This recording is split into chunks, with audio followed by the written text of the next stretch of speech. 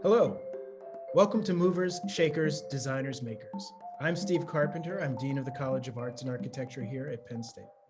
Today, I'm talking with Noah Breneman. Noah earned a Bachelor of Music degree in 2018. After graduating from Penn State, he earned a Master of Music and Oboe Performance degree at USC. Noah earned a great amount of recognition during his time as an undergraduate student here at Penn State in the form of scholarships and awards. And he presented a compelling speech at the college's donor appreciation event about the impact of philanthropy on his Penn State experience. Noah has recently been named Citizen Musician Fellow and Principal Oboe for the American Youth Symphony. Noah, it is a pleasure to meet you today and to have a conversation with you. So thanks for being my guest. Yes, thank you for having me. It's great to meet you finally. Let's start with a bit about you and an overview of the American Youth Symphony as a way to start. So for anyone who's not familiar with the American Youth Symphony, maybe you could say a few words about that. As I understand it, AYS is quite an amazing training ground for young classical musicians. So if you wouldn't mind, can you tell us more about American Youth Symphony, or AYS, and what its mission is, and also how it came to find you? So all of that in an opening statement. How's that? Sure. Yeah. So AYS is really the premier sort of training orchestra for people my age, and that age group being like, college age and like recently graduated. So people in undergrad and grad school, getting their doctorate, fresh out of college, on the West Coast. When you think about like training orchestras for like young artists, young musicians, there's, New World Symphony in Florida, there's the Orchestra Now in New York, and there's the Civic Orchestra of Chicago, and then there's AYS out on the West Coast. And what's different about this one is that it's just the sort of orchestral performing aspect and like doing community concerts, whereas like something like a New World Symphony or the Civic Orchestra or something is sort of, some of them are partnered like with a big orchestra, like the Chicago Symphony, or like with New World or the Orchestra Now, you're sort of earning a degree, or there's a lot of educational aspect to it. And AYS is really all about the performance aspect of it. But it was started in the 60s by Meili Mehta, and it sort of started out of UCLA at that time, and has grown from there to be a real staple in the LA arts community. And especially, like I said, for people my age, when you look at the people who have been in that orchestra and the people who are active in Los Angeles today, you look at their bios and it always says, member of the American Youth Symphony. So it's really like a starting ground for a lot of people who, obviously people go all over the place around the country and the world after it. But for people who are here and working in Los Angeles, it's really kind of a starter and like a Kickstarter into the professional world out here.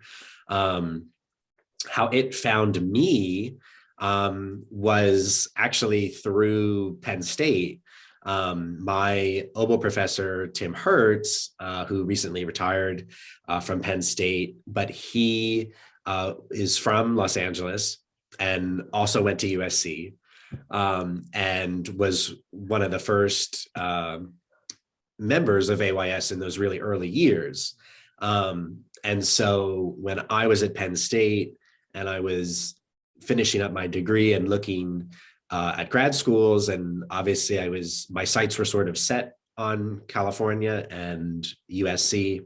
Then, I was having conversations and hearing a lot of stories from Professor Hertz about AYS and how for him that was really formative in his like early education as well. And so I already knew about it then when I moved out here for grad school.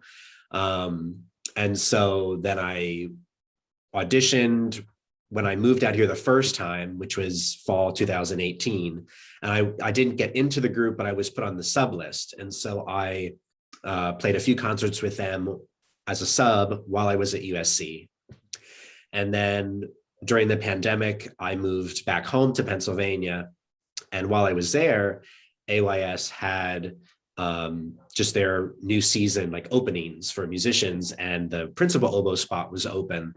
And I sent in a tape and was accepted. And so that was sort of a catalyst to move back out here, which is where I am currently since around Thanksgiving. And then for the musicians, you're on a fellowship. And so you get paid, obviously per concert as a fellow with the orchestra. And then they also have other fellowships for the musicians to add additional duties to help sort of the running, management, and whatnot of the orchestra. And so there's the fellowship that I have, the Citizen Musician Fellow, works with the director of community engagement and community concerts. And so I've been helping out with that for all of the community concerts as well that AYS does.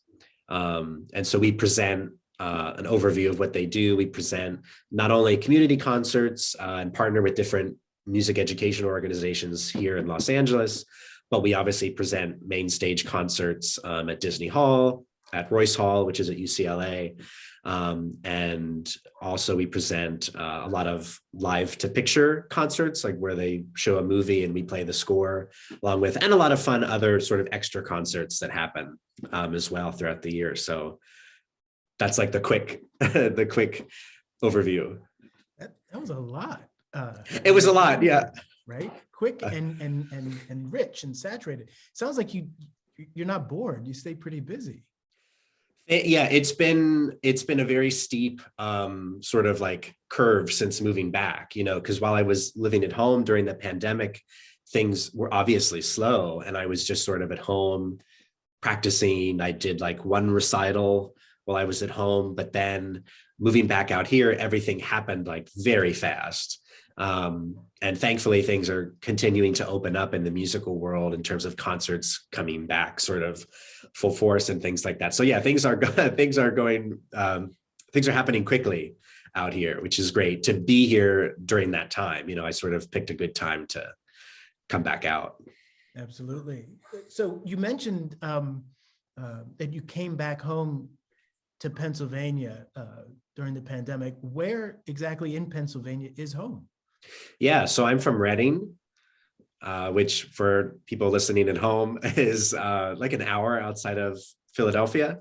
And yeah, when I was finishing my master's at USC, that's when the pandemic started.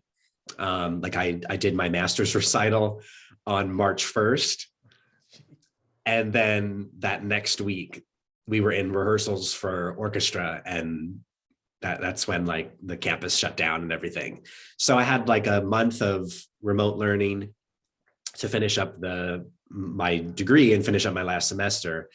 And then I sort of stuck around for the summer, and then it became apparent that things were going to, was going to linger for a longer time. So then I made the decision to just come home.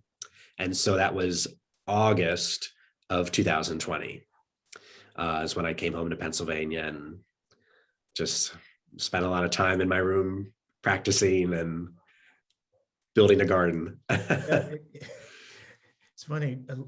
Many people had a parallel experience, right?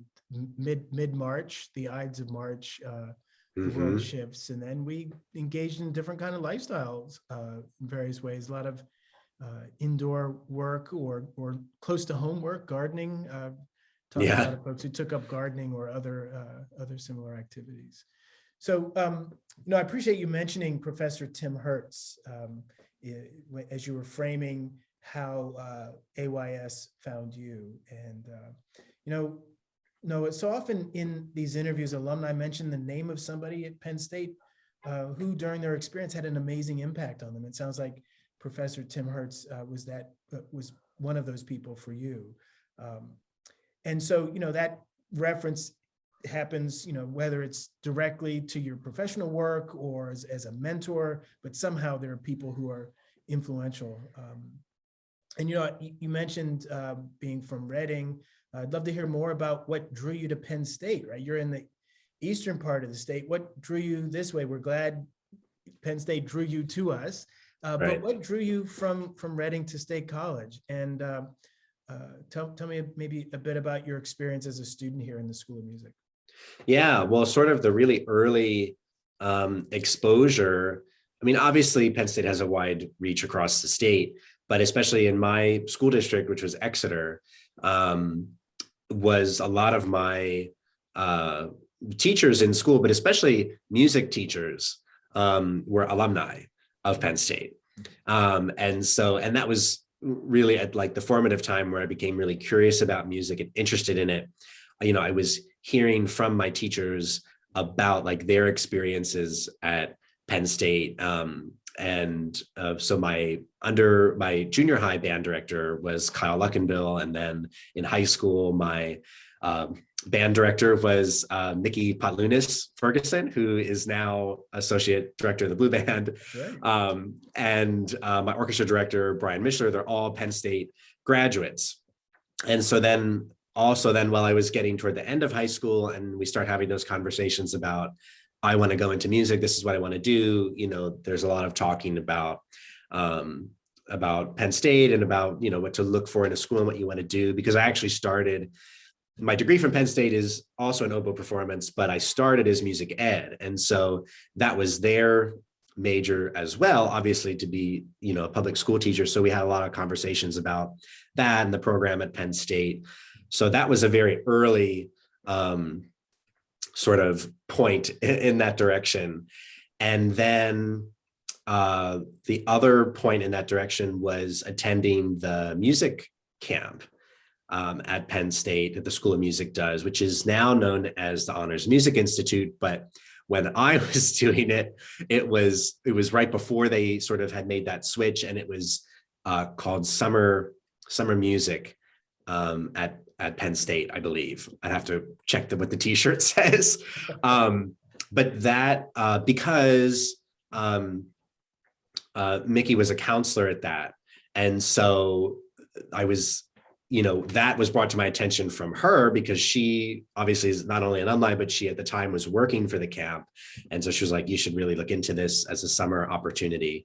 So I think my first summer there was 2011, I want to say. And I did that for 2 years. For 2 summers, I came and was on campus for a week or two. I think it's 2 weeks. It's a long time ago now. But that was my first exposure to Penn State, as the School of Music and just the campus and just being there and the experience of everything. And so so very early on when I was in high school was when I started meeting people and meeting Professor Hertz, being an oboe student there, and other professors who were working the camp like Tom Cody and things like that. So then when I was looking at colleges, I looked at a few other like for undergrad, and then it was the sort of leg up that Penn State has was that I was very familiar with it already. Like when we went to like audition and we came to like see the campus as like a prospective student, but it was like I had already been there. I knew what it was like. I knew who would be my professor. And I sort of knew so it just felt very comfortable because I had sort of had that little taste of it before. And also just the fact that at the school, and this is something that Professor Hertz talked to me about, was that, he's like, I'm here at the school. I have an office.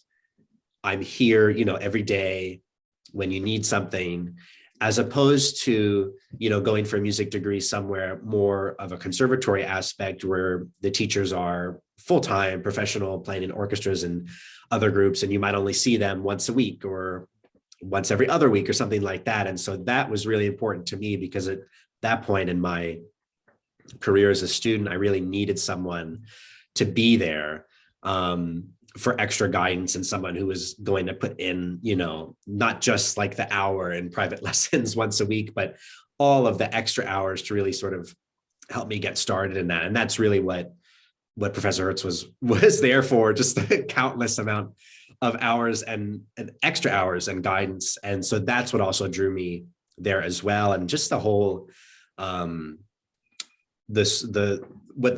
always talks about, the small school feel within the big university, where things are very intimate, and all of your classmates across like disciplines in the school, and your professors as well across disciplines in the school. It doesn't matter that I'm an oboe player, I know the choral faculty and the choral students and the music ed and the history, theory, strings. It's all one school.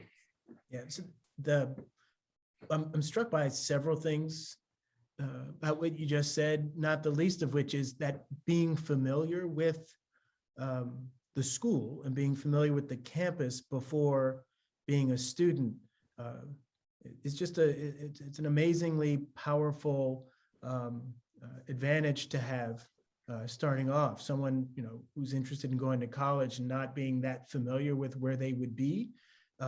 It's different than like if you're going from junior high school or middle school to high school. You probably have driven by the high school before. You're familiar with the high school. So that transition is a little more comfortable in the same ways that you're talking about in certain ways. But I also think that there's a family sense of what you're talking about, not only the familiar, but the familial, and that, Professor Hertz, you knew him and he reached out and said, look, you need something, I'm here. And you also mentioned the closeness of not only other musicians, but other members of the school. So all of this speaks to what that student experience is about. And I think we have a similar sense of that experience here for many students.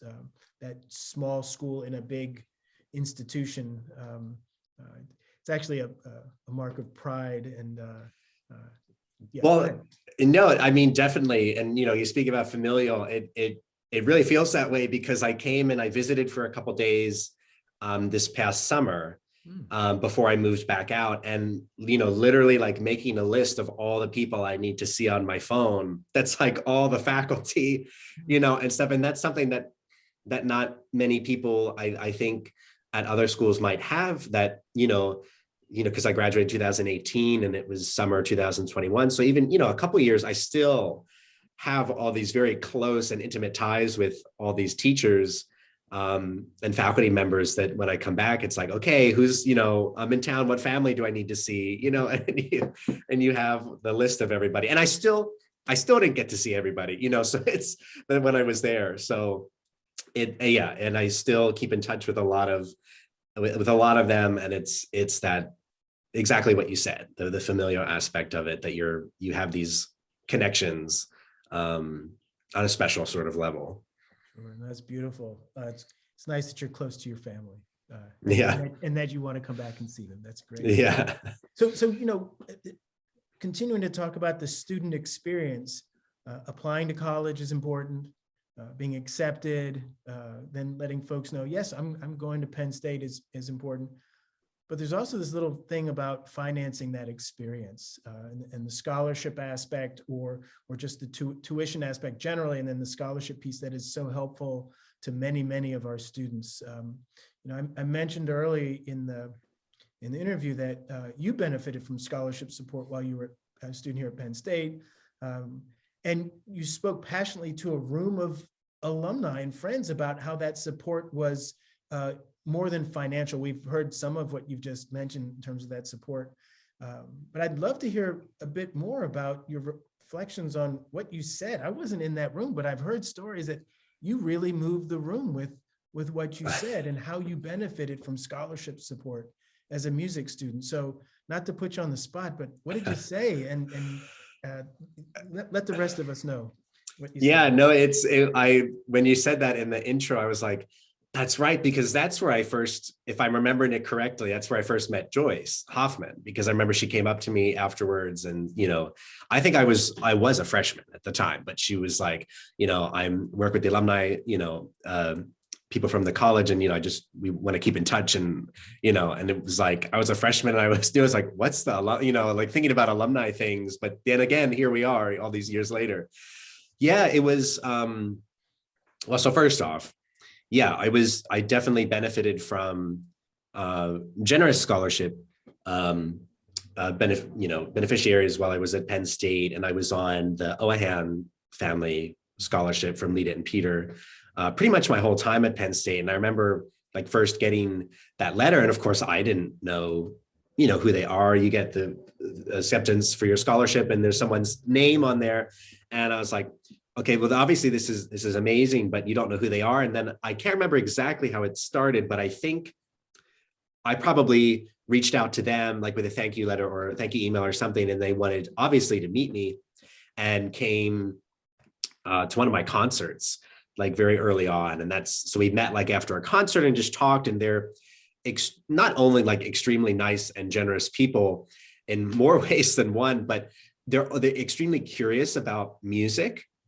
And so Peter was asking me all sorts of questions about, the concert they had just seen and about oboe and everything. And I love it. And every time they continue to ask a lot of questions. And so going back to the beginning, I'm one of the first people in my family to go to college. Neither of my parents went. And so definitely when you look at going to college, especially in the situation I was in, where you're like, okay, well, we're not sort of planning for this. We don't have the funds for this. So scholarships like that make it possible for someone like me to come to any institution, but, especially Penn State, and make that a reality for me.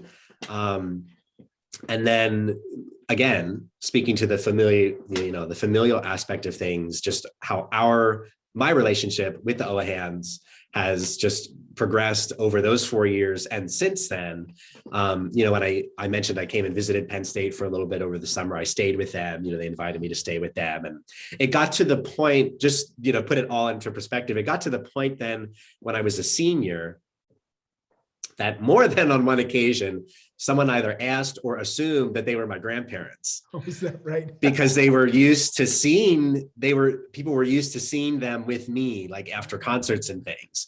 So that in itself speaks to how, it really goes beyond the relationship of, a philanthropist to, a student. It's much more of a personal bond.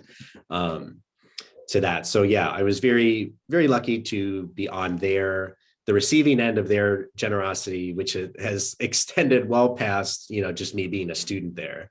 Sure. They are generous and kind people. Yes. Yeah. I speak with them on occasion. We run into each other before, after events, not so much during COVID, but right. They couldn't be nicer, and I'm just I'm almost speechless hearing you talk about their generosity and the relationship that you've developed with them as a result of their scholarship support for you. So that's really and they're great advocates of me too. Like we're trying to, because when I left Penn State, the new recital hall was just almost finished. So it opened after I left. So they're big advocates of me in terms of trying to get me to come back, and, you got to come and perform in the hall, and hopefully we can make that a reality soon. So you haven't had that opportunity yet? Not yet. I mean, I've obviously been there, and I was in there for the first time when I was there over the summer to see a concert, but I haven't had the chance to perform there yet. And I was also, such a long story, but I was working on the social media my senior year with a friend, Maeve Berry, who's also a recent graduate of School of Music. And so I was like closely documenting, like literally on my phone, pictures from when they grazed the courtyard, like from the beginning through, to when I left. The walls were all up, the glass was in, and there was all the scaffolding inside, and I had been inside, but then it was like that. Oh, it opened that fall semester when I would then moved out to California. Yeah. Just missed it. Yeah. Missed it. Yeah. So that famous, now world famous speech or comment that you made, that Joyce, Joyce shared with me that you made this powerful speech, and you referenced Joyce as well in the speech. So what did you say? I just talked about, goodness, because it was a long time ago. and it was sort of, I had never like spoken, to that effect before, but Peter was speaking at it. And so they asked me if it would, it would obviously be great to have Peter speak on his perspective of things, and then have me as the recipient speak on my perspective of things. So I sort of just went in and just, as I tend to do with public speaking, I don't like prepare sort of notes. I just sort of, speak. But I just pretty much what I said to you about like how it makes that experience possible for me, coming from a background that, it's not like my whole family is Penn State graduates and it's this great lineage of going to college and things like that. Like I was the first, and it's a new experience, personally and financially. And so how relationships like that make it possible, for people like me to be there and to have the experiences. And I'm sure I talked a lot as well about like just the School of Music and the environment that it creates there for the students, that, like we said, about the small school within the big school, feeling the intimate feeling with your classmates and all of your faculty, and sort of the experience of that as being brand new to all of that. Because I'm pretty sure I was a freshman when that, for that reception. That must have been an incredible message for everyone to hear, coming from a first-year student, and then standing with one of the people who helped make that financial support possible. So Right. Wonderful. So let's think about the end of your time here at Penn State as a student. 2018, you leave Penn State with your undergraduate degree. You go to LA, right? That seems like a logical next step. Central Pennsylvania, big West Coast city. And you begin your graduate studies at University of Southern California. I mentioned that only to say that transition must have been incredible, and you must have had this amazing first year. To move from Reading State College, LA. What were some of those highlights? What stands out for you in that first year? Again, in that transition from East Coast, West Coast. What was it like to make that move? Yeah, I mean, it was sort of everything about it was different, which is what drew me to that and what was interesting for me, because like I said, I'm from Pennsylvania, from the eastern part, which in certain ways isn't so different from, the central Pennsylvania. And so having a lot of the same for those 22 years or so, and then just going big city for the first time, big, big university, big school of music, conservatory style, just, everything about it couldn't be more different, which is, I feel like a lot of people are sort of search for that, because it's interesting talking to people who are from here, from California, and they're like, yeah, I want to go to like, DC or New York or, something for school. I'm like, why would you leave? But it's what you're used to, and you want something completely different, just for school to continue to build on and just have new experiences. Well, one of the highlights really right away was the level of the talent at USC, and the level that the ensembles operate at. It's really, really top tier and top notch. And so that was a lot of fun for me. I played like one of my first concerts, just to sit in and play in the orchestra out there was thrilling. And not that I had gone to a camp or anything that USC had done, but I was, I did feel slightly familial, because I did come and visit a few times, and I watched the orchestra rehearse and took lessons with the teachers and saw the school. And I had just visited Los Angeles for vacation, sort of leading up to all that. So I did, sort of feel like I knew just a little bit of what to expect and things like that. Definitely a highlight in that first year was USC performs at Disney Hall in downtown. And so we did Beethoven 5, Symphony number 5 in Disney Hall that first year in the spring. And so that was a big thing for me, because I was playing principal in the orchestra and we were at Disney Hall. So it was my first time having that role in the orchestra, and then also first time performing in that hall. And we also then took a trip with the wind ensemble. I believe this was during my second year, but still in the experience at USC. The wind ensemble took a trip to the College Band Directors National Association Conference, which was in Arizona. And we performed a big concert there. And our conductor, H. Robert Reynolds, who has since retired from USC, but he was inducted into the Classical Music Hall of Fame at that concert. And the concert was very well received. And that was a lot of fun to go on a trip with the group. And I was also in a woodwind quintet. Then we went and competed in a chamber music competition that was in Missouri. So a lot of great like musical experiences and getting to perform in different places and traveling. And also then, like I mentioned earlier, getting to sub with AYS during my time there. And my last concert before the pandemic was actually with AYS at Disney Hall. And then my first like concert with AYS as like, you know, coming back as the new principal and everything just happened on a couple of weeks ago on March 6th, which was at Disney Hall. So it was sort of a nice like bookend from the time before and then starting this new era.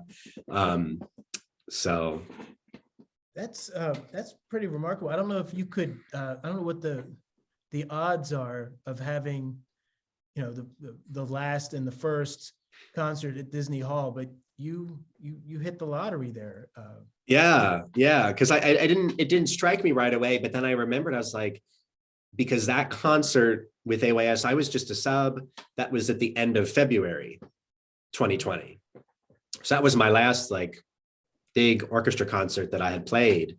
And then when we were getting ready, because obviously the season for AYS, like any other orchestra, is fall to spring. Right. So they had a fall season that I was still living in Pennsylvania for, but they were very flexible with me and a lot of other people. And they were like, once you move back, then you'll start playing with us. But because of how the concerts were scheduled, when I moved back around Thanksgiving, their next concert wasn't until that March 6th date. And so then because they're on Disney Hall's programming, like AYS does a concert there once a year in the spring. It's part of their Sounds About Town series. And so then I was like, this will be my first concert with AYS. And then I was like, this is the bookend with like the end of like the old era and the beginning of the new era. Yeah, it was interesting as you're talking about that. I'm thinking about how we shut things down as COVID was making its presence known and having influence on our lives. Thinking, oh, this might be a few weeks, right? Or not really knowing what that would be like. But then as things start opening up, you have other kinds of responses and getting used to it. So it's interesting to have the Disney Hall experience just as things were closing and then opening again. So, I mean, there's so many other directions that we could talk about there. I wonder about how you're feeling now about performing now that it seems that COVID is starting to move more in the rear view window. How does it feel to be back in performing and maybe share what that moment is like for you?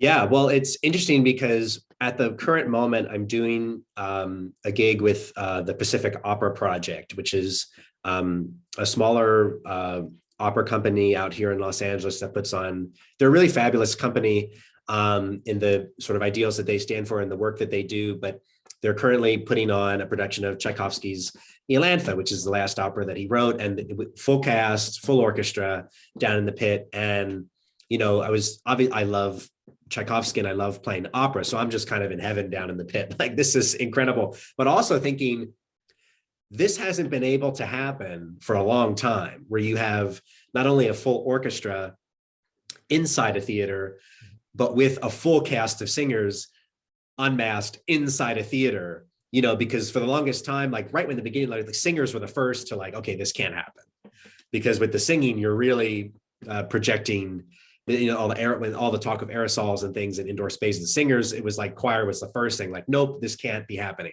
So to have like all these incredible vocalists and this full orchestra, and it's their first production indoors in like 2 years as well. So it sort of has marked that things are really, back to a point where we can do things like this again. And like I mentioned earlier, it's just an exciting time because it does feel like now things are happening again. Because when I moved back around Thanksgiving, December for a freelance musician is always busy because of all the sort of holiday time concerts that happen naturally in December. So my December was very busy, which is fortunate because I had just come back and then already my month is full. But then January, I had a few, which is normally a slower month because of how busy the previous month is, but I had a few things lined up, but that's when the numbers were up again in January. So all of the things that I had on my calendar for January sort of one by one got crossed off. So then it felt like we were taking a step sort of backwards. Luckily, those things have been postponed, not canceled. They've been postponed for later in the spring. And then February, we're coming out, down from that sort of surge. And I had a few things happen, and then March, and now things are really busy, and next month is busy as well. So, the momentum is good now, especially as we get into the summer months and things like that. But it's just exciting to be back here at a time when we're sort of bringing music back and arts back. I work my part-time job. I work at the gift shop, the LA Phil store at Disney Hall, and which was a job I had before the pandemic as well. And then once I moved back, I got my job back there. And so it's nice to not only be part of this as like a musician, but then working at the store, seeing everyone coming back, like, patronizing the arts, patronizing the orchestra, and just being excited, like, to come to concerts again. Just something people have been without for such a long time, or just in a different way. They were doing a lot of, what's fortunate about being out here is we have the nice weather. So a lot of outdoor things are able to happen, but now people are able to come back to the hall and just be in a enclosed and intimate space, like with a live group of musicians again. I usually ask my guests a question about what they're most optimistic about, or what they're most excited about. It sounds like you're already partially in that space, right? Optimistic and excited about things continuing to open up and getting back to a sense of performing. Are there other things you're optimistic about or looking forward to? Yeah, well, I mean, going off of that, it's not just about like how the arts are and music is sort of coming back, but in the new way. What's our new normal, as we say. And in regard, because we're not going to go back to how we did things before. In many different ways, everything feels completely different. So how are we moving forward and engaging in this new way? And in so many ways throughout the pandemic, with not just the pandemic, but so many other social issues that were going on during the pandemic, it's sort of reframed how a lot of us think about music and the type of music we're playing and who we're representing on the stage and things like that. So I'm looking forward to that as well, especially being in a place like Los Angeles that is already in many ways sets sort of the bar and sets the stage for like progressive thinking and programming in the arts and music about how are we moving forward in this new way, and how are we doing things that were different than before? How are we moving forward, being more representative and things like that? So it's sort of those two things. I'm excited, not just for music to come back, but how we are coming back and how we're moving forward. No, that's great. I think there's been a lot of critical self-reflection, whether it's individual or as a group or a community, on just these very things that you've mentioning, like who's represented, what we decide to perform, to whom and where. Mm-hmm. So you're helping me think about, maybe you can help us think through a little bit what you've learned about what music does. Not that, a lot of folks go to a concert because of entertainment, or they like the music of a certain composer. But what have you learned about what music does in the world as a result of COVID? I think, with all of the complications and hassles and tragedy and difficulties we've experienced with COVID, maybe it's taught us some new things. Certainly, you're leaning towards that in your previous response. But I'm wondering what your thoughts are about what you've learned about what music does in the world. Yeah, well, it's definitely, we have all the talk about during the pandemic, what is essential, what things are essential to us. And definitely, obviously, the arts were hit extremely hard. A lot of people watching this will know that, and you certainly know that, because of the nature of what we do was deemed, unsafe in certain ways, and we had to rethink how we do things. But in a lot of ways, it was a lot of places closed and just didn't have concerts for a long time. And so what we realized was that, the arts are essential. It's not something that, like you had said, for purely an entertainment value. It has, the emotional value. It has the political impact, social impact, and everything reflects those as well. So it's that the arts are extremely, if we sort of maybe took it for granted before, we've sort of hopefully collectively realized that the arts are an essential part of life, and what we do are important to showcase for any, be it a city showcasing its orchestra, or, like at Penn State, like, the school showcasing its performances and things like that.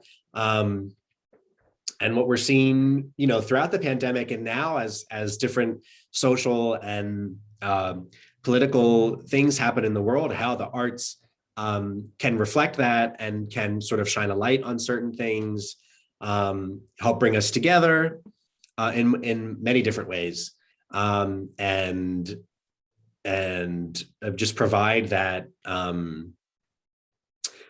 outlet for people to come and be unified in the sense of coming together to witness music making happening right in front of them, and what that's about. Because it's very different, because as much as I, and I'm sure many people, love going to museums and looking at art, it's more of a static thing, because you're looking at something that has already been created. Whereas when you go to a concert of any kind, not just classical, any type of space or performance where music is being created, you're seeing it and witnessing it in many different senses being created live right there. And that's something that I think a lot of people realized when that wasn't happening during the pandemic, that was something that they really craved, because people are thinking, oh, well, people are now going to get used to watching concerts that are live streamed on YouTube or something like that, or through Zoom. But,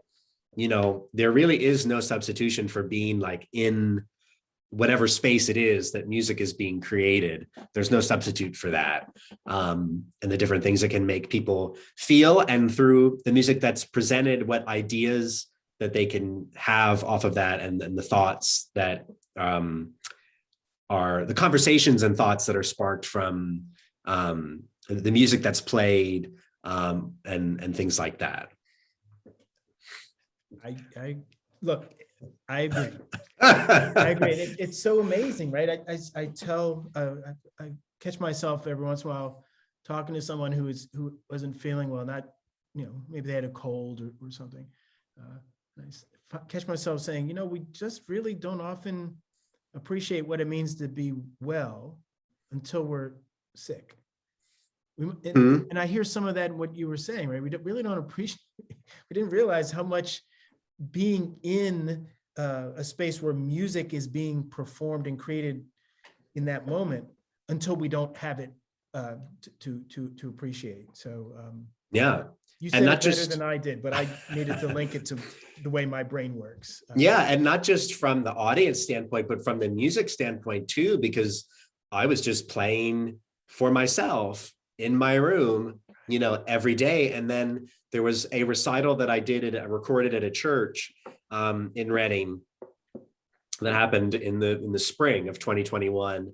And that was my first performance of any kind. And it was just me in the church. There was no audience per se. It was myself in a room, and it was live but recorded. And it was the person working, recording everything, and then the music director at the church. And it was only two people, but just to be in a space with two other people performing music and then getting, feedback from them, like, oh, wow, that piece was so cool. Like, I love what, just to have those interactions again, audience to musician and musician to audience, to have those, that then you feel like what you're doing, you're reminded of why you're doing what you're doing, because it's you're interacting with other people and you're bringing something to other people. Speaking about bringing things to other people, I'm thinking about the audience for this interview and other interviews, right? We don't necessarily know who they will be specifically, but Right. Some of those viewers will be people who are considering options to go to college, and even considering to come go to college to study music, and maybe, hopefully, considering to come to Penn State to study music. So, Right. For someone considering their college options, and thinking about where they might go, what they might do, that, not that, and it sounds to me like what you're saying also is music was something that you had to do. It wasn't necessarily, I mean, you like doing it, you want to do Right. it, but it's part of who you are, right? You kind of have to do it. You need Yeah. to do it. Mhm. Still, it might be a little bit challenging for people to think about or break a stereotype of you'll never make a living as a musician, or this is a really hard life. Are you sure you want to do that? Mhm. If you were able to talk to yourself when you were back in high school, knowing what you know now, what advice would you give to yourself, or what advice would you give to someone in that same space considering coming to college to study music? What advice would you give to that person? Yeah, well, I think a lot of it is like when you're in school, a lot of what you're in high school or something looking to go, a lot of what you hear is like, if you go to do like music education, you go to be like a high school band director. Or if you go to do performance, you go to like get like a big orchestra job. So it seems like you're picking this like two very specific paths. Like if I do one, I go and that's that. And if I do this, it's that. But it's really much more, the field is much more open with what you can do. And a lot of it is, so I guess my advice would be, think about what you want to be doing, not what people are saying is like, what is, your sort of, this is what you do if you go and do this, because the field is actually much more wide open than it might seem. Because that was the thing, like I was like, oh, well, I started off, yeah, I want to be a high school band director. And then I thought, well, maybe that's not my end goal. Maybe I want to like be a performer and like get like an orchestra job, like a big orchestra job. And then it's like, well, I don't really necessarily want to do that either. And there's space, for everyone. And, you can definitely do either of those things. And that's amazing.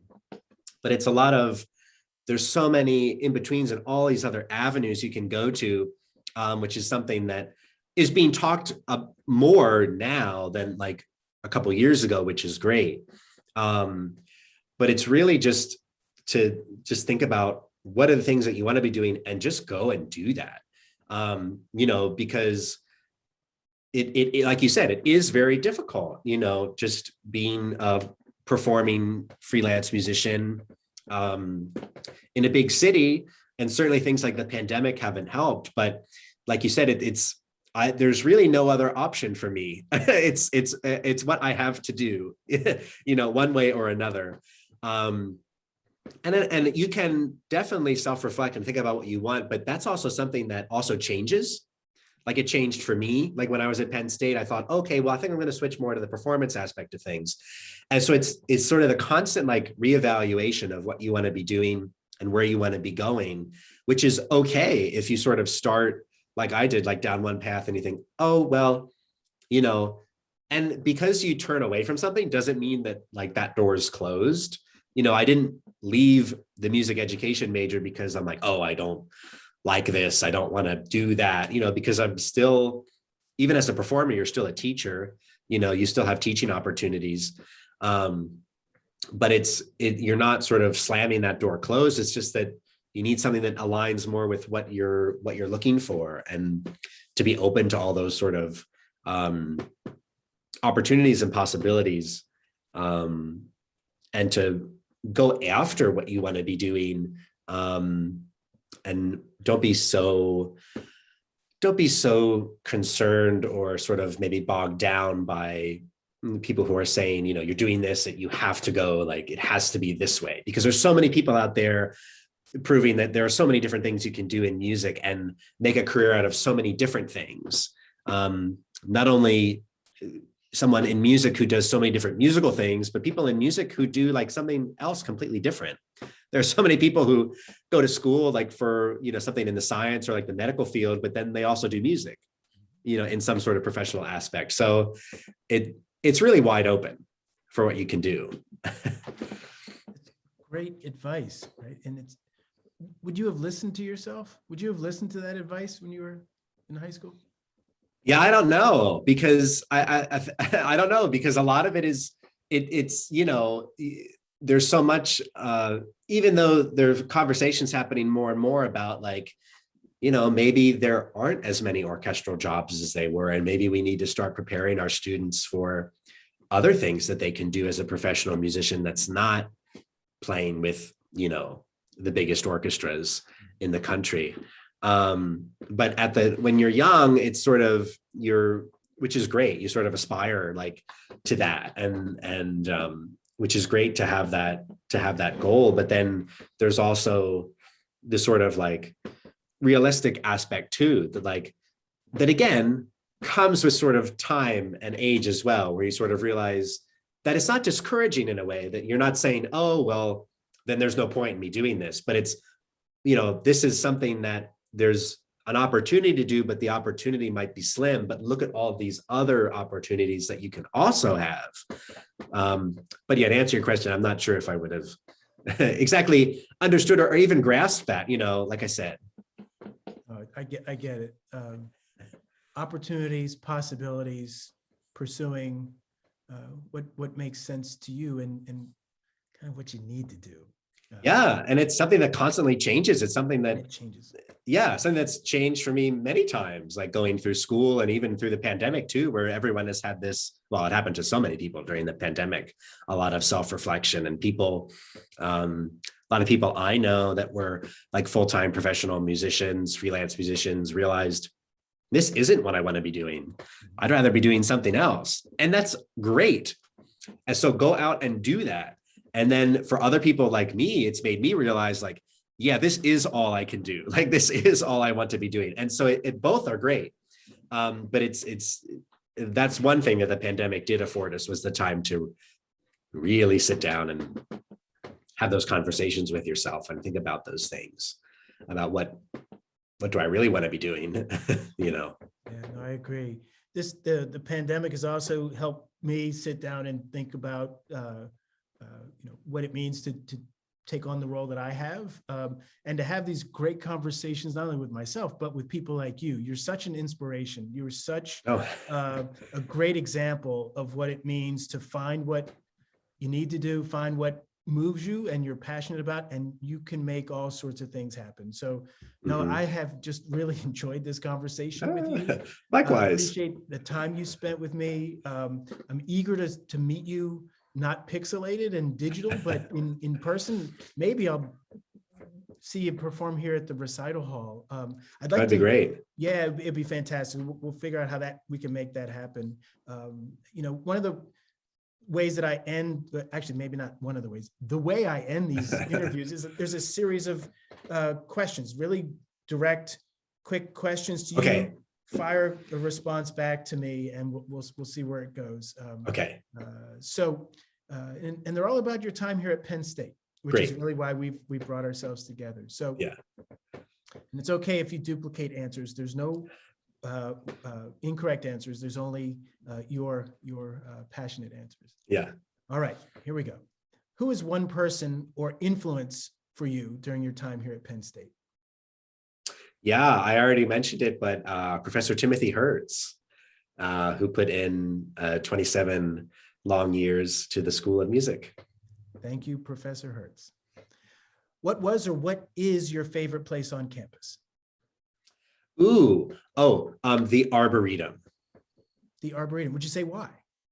Yeah, well, because even though, you're in the middle of Pennsylvania and it is very quiet and things, there is the general, busyness and hustle and bustle of campus life, albeit on a very different level from somewhere like USC that's really in the middle of, more urban.